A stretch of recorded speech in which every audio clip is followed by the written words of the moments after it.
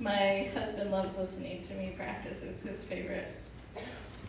Because practice isn't usually beautiful. It's the end result that I get to hear at lessons. You might taste it a little bit at home, but sometimes the good stuff happens here at recitals and hopefully at home a handful of times.